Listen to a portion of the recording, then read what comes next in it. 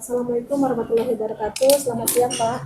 Selamat siang. Kami dari CGP Angkatan 11 Kota Sungai Penuh ingin mengidentifikasi secara kolaboratif bersama warga sekolah lainnya tentang aset, kekuatan, sumber daya yang dimiliki oleh sekolah kita, Pak.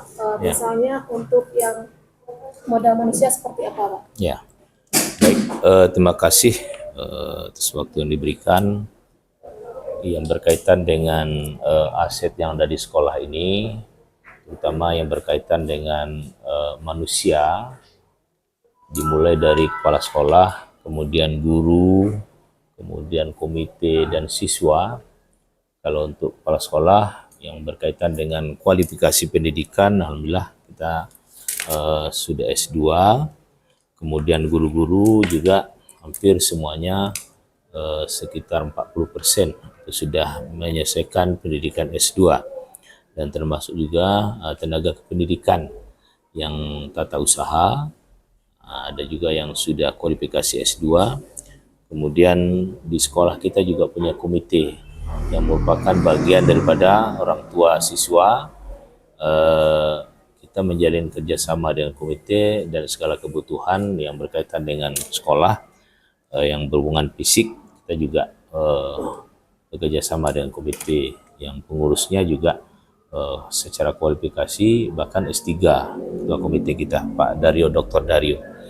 Kemudian untuk siswa kita ini, karena kita berada di sekolah di perkotaan, tentu heterogen, berbagai macam asal-usul kedaerahannya. Jadi yang masuk ke sini pertama melalui jalur zonasi yang tinggal di wilayah Sungai Penuh dan sekitarnya, Sungai Bungkal, kemudian Pondok Tinggi. Dan ada juga yang melalui jalur prestasi yang ini dari kabupaten, bisa masuk SMA Negeri 1 Sungai Penuh, tentu harus mempunyai prestasi baik bidang akademik, olahraga, seni, dan budaya. Kemudian dengan berbagai macam asal-usul dan kemudian kemampuan daripada anak kita, alhamdulillah kita digabungkan dengan satu keluarga besar SMA Negeri 1 Sungai Penuh, yang tidak hanya yang sekolah di sini orang-orang yang berada di sekitar sekolah, tapi juga yang dari kabupaten, tapi yang punya kemampuan jalur prestasi, termasuk juga jalur tapis, mungkin itu. Pak, seperti itu, Pak. Misalnya Pak, untuk peningkatan dari sumber daya gurunya, misalnya kita mengadakan pelatihan kira-kira setahun itu berapa kali, Pak? Ya, jadi untuk pelatihan guru ini kita mengacu kepada rapor pendidikan, ya, untuk menentukan bagaimana tingkat kualitas guru-guru kita, terutama dalam pembelajaran, itu berdasarkan kepada hasil dari rapor pendidikan. Nah, dari rapor pendidikan inilah kita melihat bahwa memang dari segi kemampuan guru-guru kita dalam pembelajaran ini perlu kita perbaiki. Maka di anggaran dana BOS itu memang kita sediakan, kita anggarkan untuk pelatihan-pelatihan kegiatan guru secara luring, secara tatap muka. Alhamdulillah yang rutin kita lakukan itu adalah dalam bentuk kegiatan IHT yang kemarin kita baru saja melaksanakan. Itu memang kita anggarkan dari dana BOS dan komite untuk kegiatan tersebut yang dilaksanakan selama 2 hari. Nah, di samping itu juga kita yang berkaitan dengan menambah pengetahuan dan wawasan guru, kita juga melaksanakan kegiatan studi banding, studi ke sekolah-sekolah lain. Dan kita juga sudah pernah ke SMA 1 Yogyakarta, kemudian SMA 4 Bukit Tinggi. Nah, ini kita saling berbagi dan saling mendapatkan berkolaborasi dengan sekolah-sekolah lain, bagaimana upaya kita untuk melakukan peningkatan kualitas guru. Nah, mungkin seperti itu. Di samping itu juga saya mendorong guru-guru kita untuk melakukan kegiatan, mengikuti kegiatan-kegiatan Zoom, ya, pelatihan-pelatihan secara online. Nah, ini juga kita beri apresiasi. Yang paling banyak mengikuti ini tentu berdasarkan piagamnya sekolah memberikan reward, apresiasi terhadap guru-guru kita pada hari guru yang sering kita lakukan. Jadi selain modal manusia, tentu dalam mendukung kebutuhan belajar siswa adanya modal sosial dan finansial.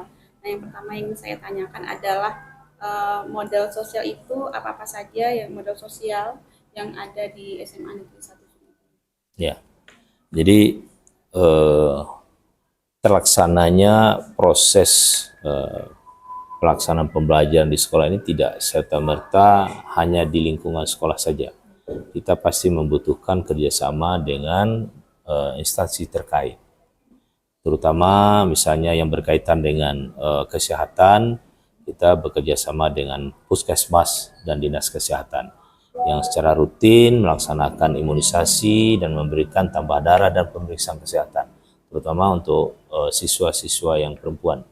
Ya, jadi itu rutin kita laksanakan. Bahkan hampir setiap bulan kita ada kerjasama kunjungan dari puskesmas ke SMA Negeri 1 Sungai Penuh. Dan kita juga pernah membuat acara di mana acara minum obat ya tambah darah secara massal. Karena biasanya tambah darah ini ketika diberikan tabletnya mereka tidak minum obat-obat tadi. Lalu kita lakukan di lapangan secara bersama melalui gerakan minum obat tambah darah khususnya yang perempuan. Nah, kerjasama lain juga kita dengan kepolisian, ini berkaitan dengan keamanan dan situasi yang berkaitan dengan kenakalan remaja, masih narkoba, kemudian perbulian, kemudian termasuk juga perkelahian, tawuran dan sebagainya. Ini kita menjalin kerjasama dengan kepolisian, baik itu di Polsek maupun di Polres. Ya. Di samping itu juga kita mengundang daripada pihak-pihak Polres untuk memberikan penyuluhan hukum, termasuk juga penyuluhan tentang narkoba dan tingkat-tingkat kriminal lainnya. Nah, di samping itu juga yang berhubungan dengan lingkungan sekolah, kita juga menjalin kerjasama dengan LH, lingkungan hidup. Alhamdulillah di SMA Negeri 1 Sungai Penuh, kita sudah ada bank sampah yang kita kelola sendiri, di mana sampah-sampah itu bukan menjadi hal yang penyakit, tapi kita komersilkan, yang jadi kas daripada masing-masing kelas. Setelah mereka menyetor sampah-sampah yang bisa dijual, kemudian yang lainnya kita olah sampah itu menjadi pupuk ya organiknya dari SMA Negeri 1 Sungai Penuh. Dan termasuk juga dengan instansi-instansi lain ya yang juga kita lakukan kerjasama baik dengan orang tua dan lain sebagainya maupun dengan alumni. Ini bagian daripada kegiatan sosial yang kita lakukan di SMA Negeri 1 Sungai Penuh. Ya. Saya tanyakan, ya. Di SMA Negeri 1 Sungai Penuh ini untuk aset dalam modal fisik itu apa saja yang sudah ada untuk memenuhi kebutuhan belajar siswa? Ya, salah satu yang harus dimiliki sekolah itu adalah standar sarana dan prasarana. Nah, standar sarana prasarana ini tentu di SMA Negeri 1 Sungai Penuh seperti yang kita lihat. Yang pertama ruang belajar, ruang labor, ruang pustaka, lalu ruang UKS dan ruang-ruang kegiatan unit kegiatan. Alhamdulillah itu semuanya sudah tersedia, masuk ruang labor praktek. Dan termasuk juga sarana olahraga, ya sarana olahraga baik itu basket, kemudian volleyball, futsal dan sebagainya, yang semuanya terpusat di sekolah. Nah, di samping itu juga sarana ini juga kita baru saja menambah beberapa tempat-tempat yang kita fungsikan untuk sebagai tempat pembelajaran. Contohnya taman literasi, kemudian juga ada juga pentas kita, kemudian ada juga yang di belakang itu saung, ya. Nah, itu adalah bagian daripada melengkapi standar sarana prasarana yang dimana guru-guru juga bisa menggunakan sarana itu untuk proses pembelajaran. Tapi yang jelas standar prasarana dan prasarana di SMA Negeri 1 Sungai Penuh sejauh sampai saat ini alhamdulillah sudah terpenuhi. Ya. Ada agama dan budaya. Untuk itu apa saja yang ada di agama atau budaya yang ada di SMA 1 dan bagaimana strategi pemanfaatannya? Ya, yang berkaitan dengan modal agama, kegiatan-kegiatan yang sering kita lakukan salah satunya kalau yang berhubungan dengan sarananya adalah masjid. Ya, masjid alumni. Nah, ini juga multifungsi. Di samping untuk kegiatan beribadah, juga kegiatan-kegiatan pembinaan keagamaan seperti mabit, kemudian Jumat beriman dan sebagainya. Nah, ini alhamdulillah kita di SMA Negeri 1 punya masjid.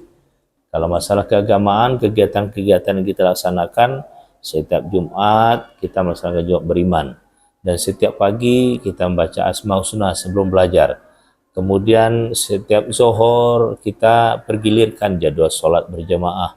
Kemudian ada lagi yang baru kita resmikan kemarin, kelas tahfiz, yang merupakan bagian daripada pembinaan dalam bidang keagamaan, terutama anak-anak kita yang masuk melalui jalur tahfiz ke SMA Negeri 1 Sungai Penuh. Mengenai aset yang politik. Yang politik, ya ini berkaitan dengan kerjasama ya, Iya. kerjasama dengan pihak-pihak lain, alhamdulillah dengan pemerintah daerah, kemudian dengan kepolisian, dengan puskesmas, dengan LH lingkungan hidup, termasuk dengan lembaga kantor perlindungan anak.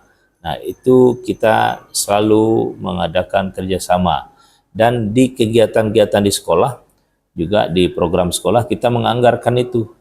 Ya, seperti kita mendatangkan dari penyuluhan dari perlindungan anak, masalah membuli dan sebagainya, dan juga mengundang dari pihak kepolisian, dan termasuk juga yang berhubungan dengan lingkungan. Kita juga mengundang dari pihak LH untuk berkaitan dengan kegiatan P5 pengolahan sampah atau membentuk jadi pupuk organik. Yang lainnya itu yang sampah-sampah lainnya itulah yang kita melalui bank sampah yang kita komersilkan seperti botol-botol minuman dan lain sebagainya. Pemanfaatan lingkungan untuk dalam pembelajaran ini Pak. Terutama SMA 1 ini dikenal dengan sekolah adiwiyata gitu Pak. Ya. Baik, makasih Pak Usi ya. Jadi kalau idealnya lingkungan sekolah kita ini dari luas wilayahnya memang belumlah maksimal. Ya. Baik itu tempat bermain, kemudian tempat parkirnya dan sebagainya, itu masih kekurangan kita, termasuk juga sarana prasarana belajar lainnya. Namun kita memaksimalkan dari kondisi lingkungan yang ada, kita maksimalkan untuk dijadikan sebagai tempat pembelajaran dan dengan tujuan untuk suasana belajar senyaman mungkin.